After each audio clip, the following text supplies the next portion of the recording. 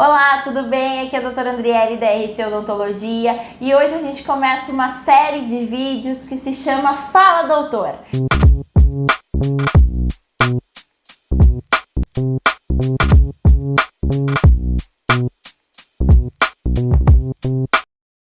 E hoje eu vou conversar aqui com a nossa colega, doutora Amanda, nossa colega odontopediatra aqui na clínica, que também faz a parte de clínica geral.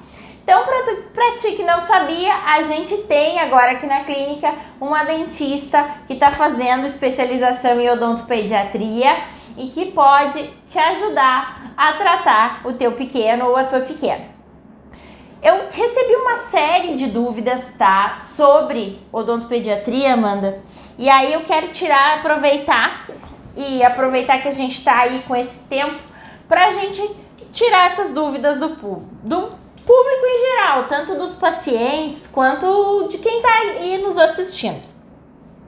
Primeira coisa que a gente sabe é a importância, né, do pré-natal odontológico. Eu quero que tu nos diga, então, por que é importante a gestante fazer esse pré-natal odontológico?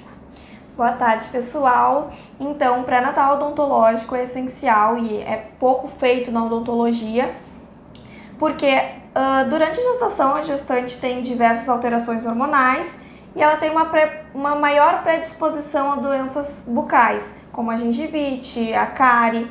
Também é nesse período que é importante dar orientações sobre a saúde bucal do bebê para a mãezinha. E outra questão bastante importante de ressaltar é que nesse período a mulher está mais apta para receber informações. Então é um momento muito oportuno para o dentista passar essas informações para a paciente a respeito de hábitos saudáveis.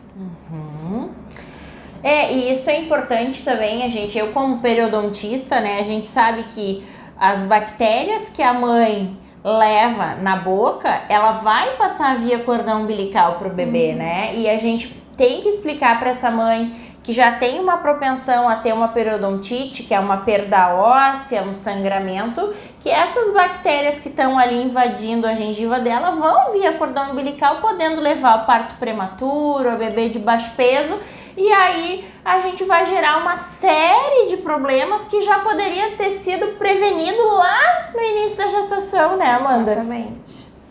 Amanda, por que o bebê e a criança em si, ela tem que frequentar o consultório odontológico? Assim como todos os adultos, a gente precisa ter esse acompanhamento odontológico. Principalmente na pediatria, a gente gosta de trabalhar com a promoção de saúde, né? Então, adquirir os hábitos saudáveis, como uma alimentação balanceada e também a prevenção de doenças, tá sempre acompanhando a criança, o crescimento dela, para ver se está tudo certo e se a gente vai precisar intervir logo adiante. E quando é que deve ser feita essa primeira consulta com o odontopediatra?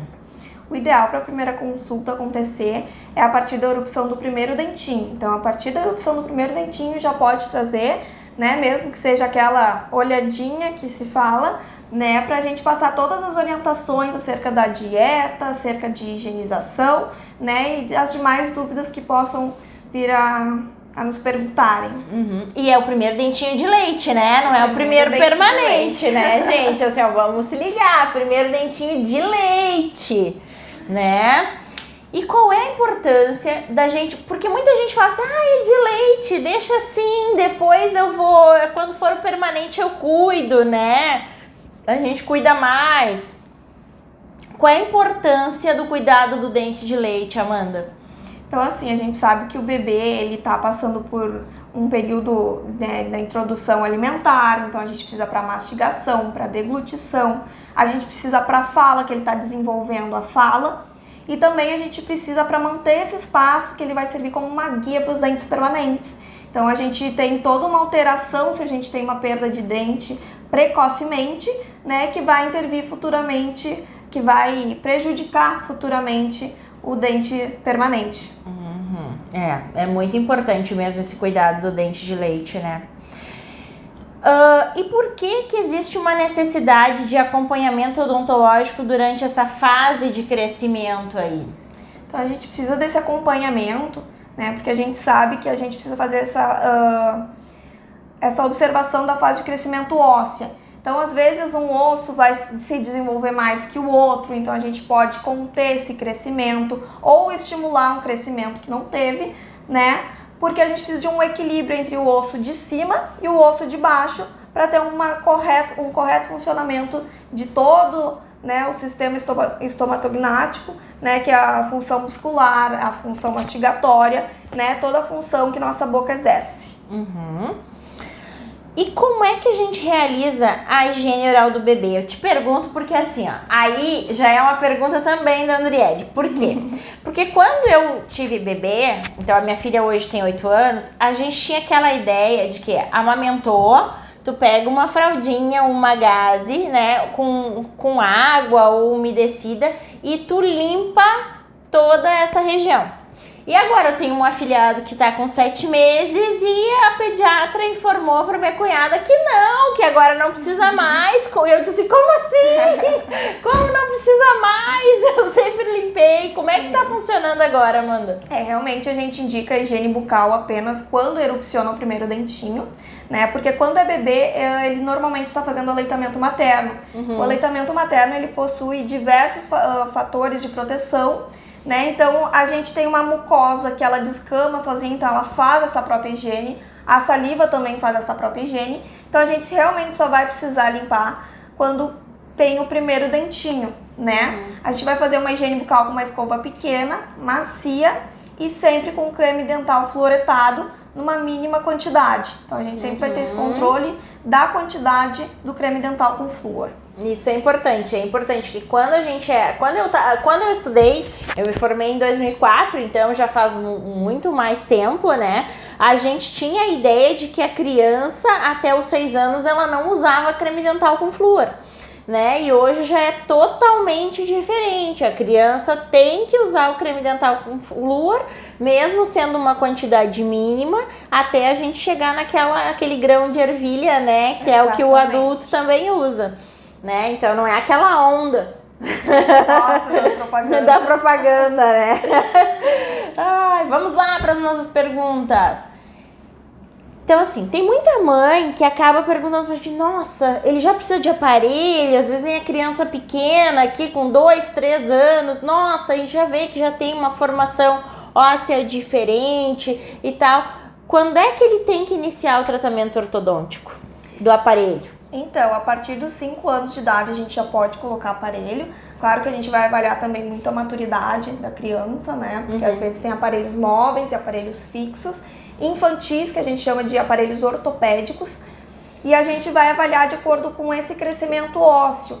Então, se a gente precisa expandir o osso superior, que é o osso da maxila, ou se a gente precisa conter o crescimento do osso de baixo da mandíbula. Então, a partir dos 5 anos, a gente já pode avaliar se a criança precisa ou não usar o aparelho ortodôntico. E aí, nesse caso, com 5 anos de idade, a gente já avalia se ele vai precisar de cirurgia futuramente ou não? Não, acredito que só depois, né? Porque a gente sempre intervém com o aparelho, né? E isso depende do resultado, depende de cada crescimento da criança, né? Então tem o menino, por exemplo, ele tem crescimento ósseo até os 18 anos, né? Então não tem como a gente prever se vai precisar futuramente ou não de uma cirurgia. Entendi. E com que idade que começa a troca da dentição? Que idade, então, as crianças começam a perder o dentinho de leite e começa a nascer o dentinho permanente? Então, isso bastante mães vêm preocupadas, né? A criança tá com 5 anos, ainda não perdeu nenhum dentinho, né?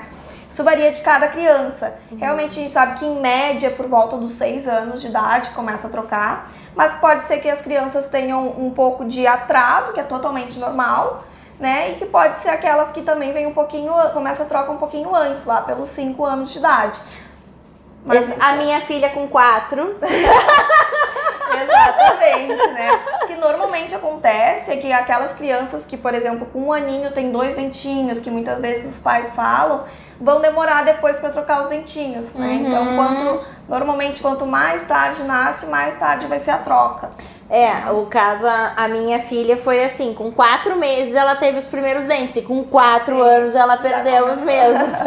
E já nasceram os primeiros molares permanentes, né? Sim. Então, com 4 anos. Então, a gente vê que ela já foi adiantada, tanto que eu me lembro que assim, tinha uma fotinho da Ana Lu, com 2 meses, guria, já tinha os 2 dentinhos lá dentro, enxergável. Eu disse, meu Deus do céu, começou muito cedo. Então, vai muito de cada um mesmo, né? Exatamente. Impressionante isso, assim, a gente vê mesmo que as mães ficam preocupadas, né?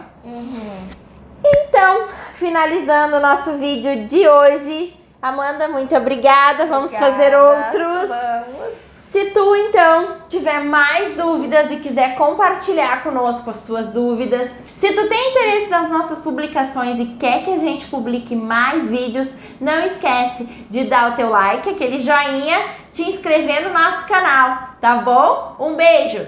Tchau, tchau!